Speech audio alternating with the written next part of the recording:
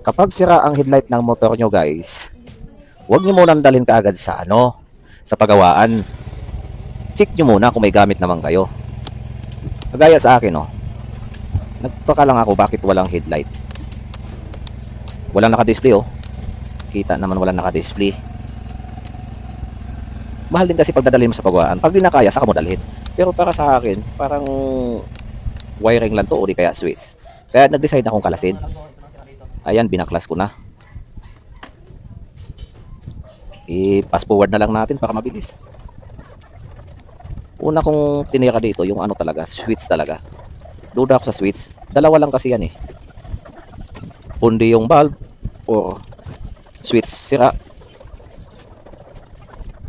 May isa pa palang option. Pag wire, pag luwag dun sa sakit na pagsalpakan, posibleng di rin gagana. So, double check talaga guys.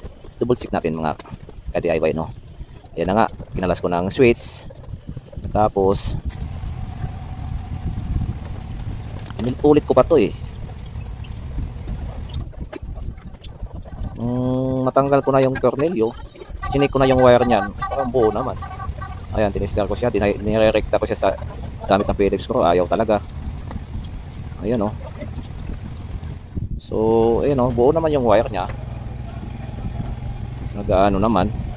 Duda ko talaga itong switch na to. Yan yun on off yan Kaya, tingnan mo, wala talaga siyang display. Yan, ginawa ko guys. Pinutol ko na lang yan. Nung naputol ko yan, sinubukan kong i-recta. Ayan, dinugtong ko yan. Katapos pinandar ko.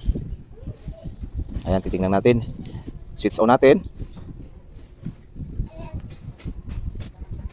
Whoops. Ayan na. Lumabas na ang display. Pagtingin sana.